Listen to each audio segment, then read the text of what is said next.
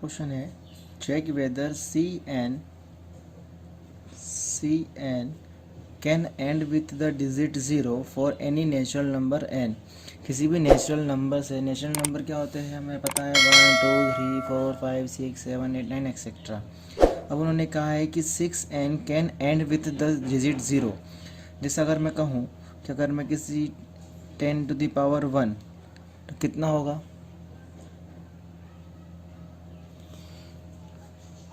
10। अगर मैं कहूँगा 30 की टू पावर 3 तो 3 3 ज़ा 9, 9 3 ज़ा 27, तो 27 3 टाइम ज़ीरो, ठीक है ना। इसका क्यूब ये होगा और 10 का 1 क्या, 10 टू द पावर कितना होगा 10। हमें ये कहा है कि किसी भी 6 टू द पावर कैन में जो एंड क्या होना चाहिए, ज़ीरो। तो हमने देखा कि यहाँ पर इसके लास्ट में क्या आ रहा है, ज़ीरो। इसके लास्ट में क्या आ रहा है, ज़ीरो। मतलब जब भी हम इसका अगर 10 का अगर एलसीएम निकालते हैं तो 2 5 ज़ा 10 और 5 1 ज़ा 5। और अगर हम 30 का करते हैं, 30 का, तो 2 1 ज़ा 2 और 2 5 ज़ा 10, 3 5 ज़ा 15 और 5 1 ज़ा 5। जहाँ पर इसमें भी 2 इंटू 5 आ रहा है और इसमें भी 2 इंटू 3 इंटू 5 आ रहा है। मतलब जहाँ पर 2 और 5 का मल्टीप्लाई होता है उस डिजिट के लास्ट में ज़ीरो ज़रूर आता है, ठीक है।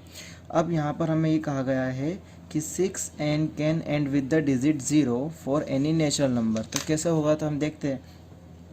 6 का अगर हम 6n का अगर वैल्यू करते हैं तो 2 इंटू 3, 2 3 ज़ा 6 टू दी पावर 9। अब यहाँ पर 3 आ रहा है, 5 तो आ ही नहीं रहा है कहीं पे भी। इसका मतलब इसके लास्ट डिजिट में ज़ीरो नहीं होगा। तो हमारा आंसर क्या होगा कि 2 into 3 to the power n not equal to 2 into 5 to the power n। क्यों? क्योंकि हमारे पता है, क्योंकि यहाँ पर डिजिट ज़ीरो नहीं आ रहा है इसमें, इसलिए हमारा आंसर यहीं पर ख़त्म होता है, ठीक है। Question number 6, explain why 7 into 11 into 13 plus 13 and 7 into 6 into 5 into 4 into 3 into 2 into 1 into plus 1। तो हमें इस क्वेश्चन को सॉल्व कैसे करना है, तो देखो पहला है कि 7 इंटू 11 इंटू 13 प्लस 13, और एक क्वेश्चन है 7 into 6 into 5 into 4 into 3 into 2 into 1 plus 1, ठीक है।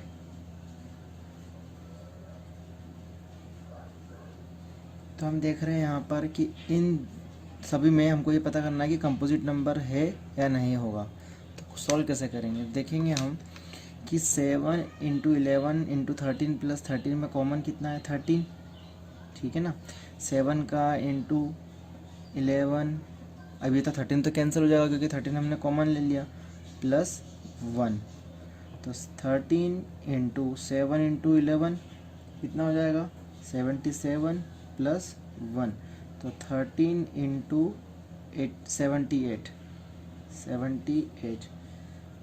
अगर इन दोनों का मल्टीप्लाई करते हैं 13 इंटू 78 तो हमारा आंसर कितना आएगा, 1014। इसका मतलब कि ये हमारा कंपोजिट नंबर है। क्यों? क्योंकि ये सभी के सभी 2 3 6 से डिविजिबल है। क्या है, डिविजिबल है, इसलिए ये हमारा कंपोजिट नंबर है। और इसका आंसर क्या आएगा, अगर देखिए हम तो इसका आंसर आएगा 13, क्योंकि 13 से भी कंपोजिट नंबर हो रहा है। अगला क्वेश्चन है 7 6 5 4 3 2 1 प्लस 5। तो हम इसमें कॉमन क्या ले लेते हैं, 5, क्योंकि दोनों में कॉमन क्या है, एक जैसा 5। इधर 7 इंटू 6 इंटू 5 तो कैंसिल हो जाएगा, 4 इंटू 3 इंटू 2 इंटू 1 प्लस 1। तो 5 इन दोनों का मल्टीप्लाई, इन दोनों का मल्टीप्लाई, इन दोनों का मल्टीप्लाई, 7 6 ज़ा 42 इंटू 4 3 ज़ा 12 इंटू 2 1 ज़ा 2 प्लस 1। इन दोनों का मल्टीप्लाई कर देते हैं, 42 इंटू 12 2 ज़ा 24 प्लस 1। तो 5 इंटू 42 का इंटू हम अगर 24 से करते तो आंसर आता है 128। 1008 प्लस 1, तो 1009। हम देख रहे हैं कि इन दोनों को मल्टीप्लाई करने पर 5 1 ज़ा 5, ठीक है, 0 का 0 और 5 9 ज़ा 45। तो हमारा इसका इंटू करने पर कितना रहा 514। तो ये किस टेबल से डिविजिबल होगा, 5 एंड 1009 से डिविजिबल है। ओके, क्वेश्चन खत्म। Question number 7th, there is a circular path around a sport field. Sonia take 18 minutes to drive one round of the field, while Ravi takes 12 minutes for the same. Suppose they both start at the same point and at the same time and go in the same direction. After how many minutes will they meet again at the starting point?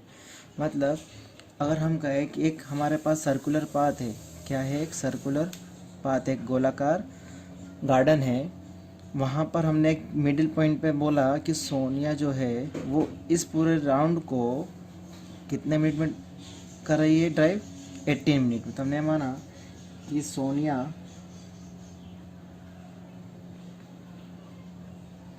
Round drive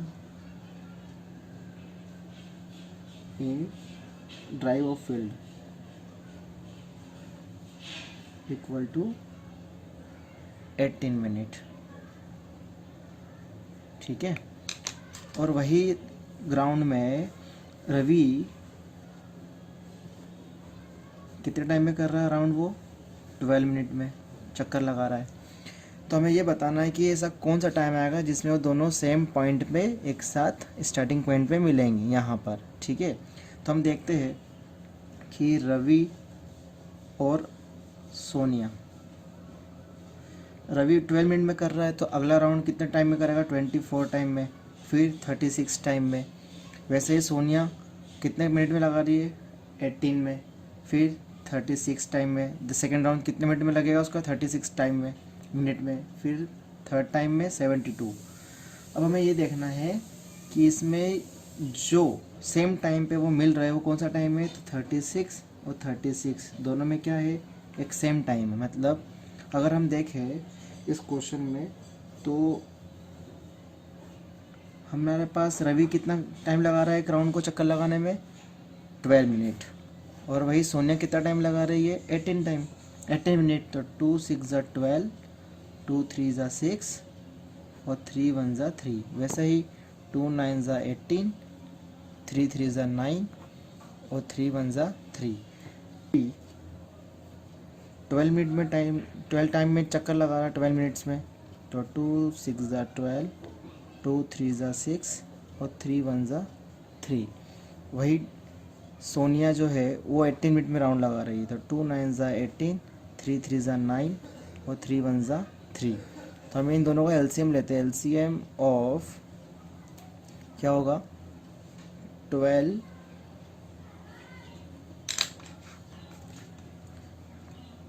LCM of 12 18। तो इसमें 2 into 2 into 3, तो 2 into 3 common ले लेते हैं, into इधर भी क्या हो जाएगा 2 इंटू 3, तो 2 3 ज़ा 6, 2 3 ज़ा 6, 6 6 ज़ा 36 मिनट। मतलब 36 मिनट्स में एक टाइम ऐसा आएगा जिसमें वो दोनों सेम स्टार्टिंग पॉइंट में मिलेंगे, ठीक है।